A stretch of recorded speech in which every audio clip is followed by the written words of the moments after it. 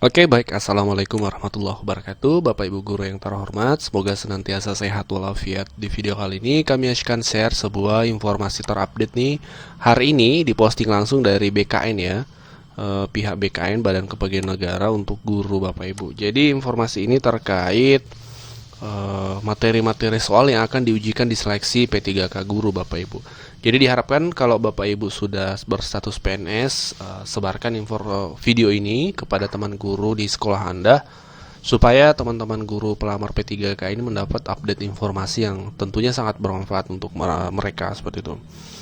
Baik, nah baru-baru ini Bapak Ibu, postingan dari pihak BKN itu dalam bentuk infografis seperti ini.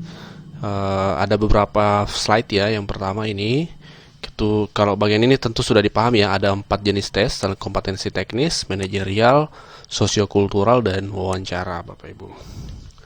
Nah selanjutnya untuk wawancara ini yang perlu wawancara itu apa saja yang akan diujikan di wawancara. Jadi yang pertama itu akan dilakukan untuk menilai 2 poin, integritas Bapak Ibu dan moralitas. Integritas ini terkait seberapa serius Anda dalam menjalani profesi sebagai guru. Kemudian moralitas ini berbicara tentang personality atau kepribadian sebagai seorang guru yang memang betul-betul seorang guru. Nah ini akan diuji dalam bentuk wawancara. Tapi wawancaranya Bapak Ibu tidak dalam face to face ya, secara orang dengan orang tidak, tapi itu dalam bentuk komputerisasi. Tetap pertanyaannya dalam bentuk pertanyaan tetap wawancaranya dalam bentuk pertanyaan-pertanyaan di komputer nanti pada saat mengerjakan soal. Nah, untuk kompetensi teknis ya kita ketahui bahwasanya untuk guru ya, kita fokus ke guru itu akan menggunakan metode CAT UMBK 2018 itu masih ada ujian nasional berbasis komputer, itu sistemnya akan dipakai Bapak Ibu sama dengan UMBK itu.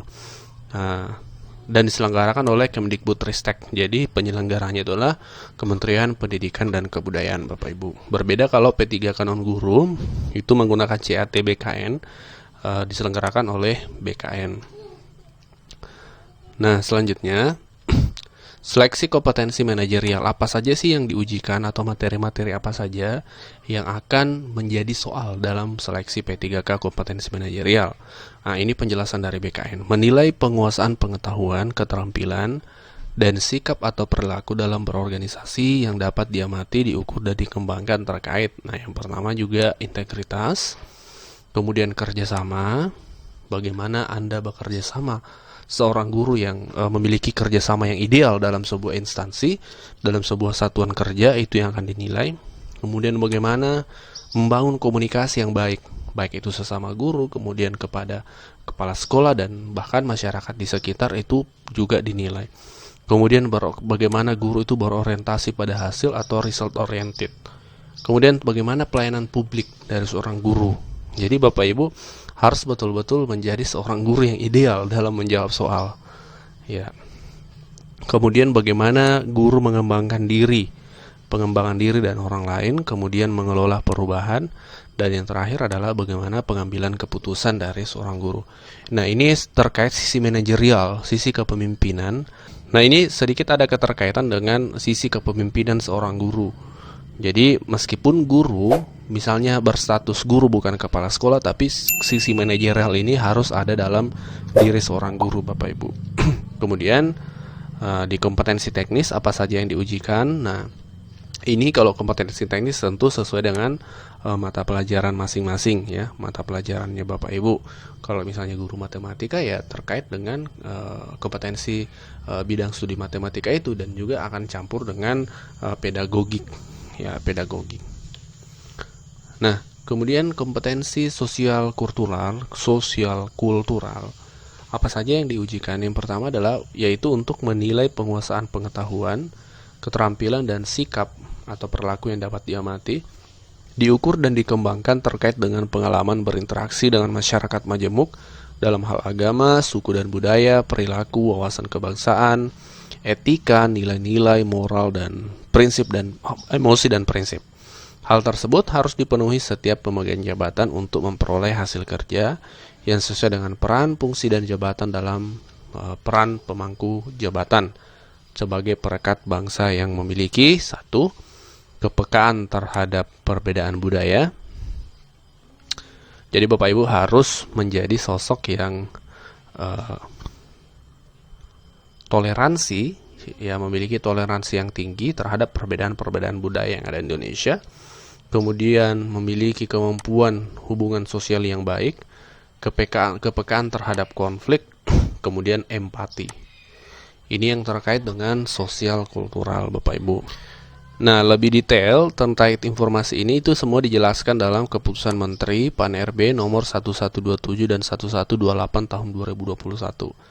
Sebagian sudah kami kupas di video sebelumnya terkait termasuk passing grade, ya, standar nilai kelulusan, itu sudah kami bahas di video sebelumnya Bapak Ibu.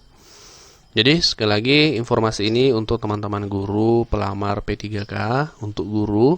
Semoga bermanfaat, dan bagi Bapak Ibu yang sudah berstatus PNS, di-share informasinya supaya informasinya tersebar, karena informasi ini sekali lagi penting untuk diketahui para guru pelamar P3K. Demikian info yang kami share, semoga bermanfaat. Wabillahi taufiq wal hidayah. Wassalamualaikum warahmatullahi wabarakatuh. Nah, kabar gembira bagi peserta yang sudah memiliki sertifikasi guru. Ya.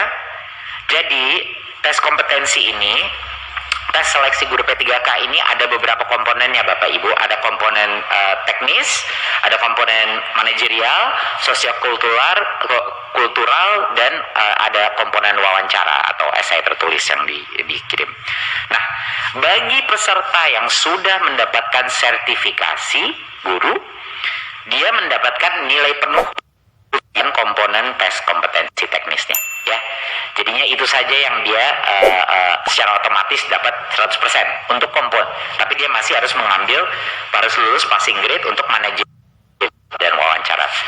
Jadi Bapak Ibu, ini adalah upaya Kemendikbud untuk menjawab baik permintaan dari Komisi 10, baik juga dari aspek pedagogi dan aspek mutu pendidikan secara filosofis masih matching untuk melindungi kualitas pendidikan guru kita Bapak Ibu. Jadi ini adalah yang bisa kita tawarkan, dan terima kasih teman-teman di Kemendikbud yang sudah dengan susah payah bernegosiasi dengan berbagai kementerian lainnya, terutama Pan-RB, untuk bisa mendukung kita untuk melakukan kebijakan afirmasi. Ibu, kita memikirkan bagaimana caranya kita mendukung dan memberi nilai tambah kepada pengalaman di dalam dunia pendidikan tanpa mengurangi minimum kompetensi yang bisa terdemonstrasikan melalui tes seleksi ini.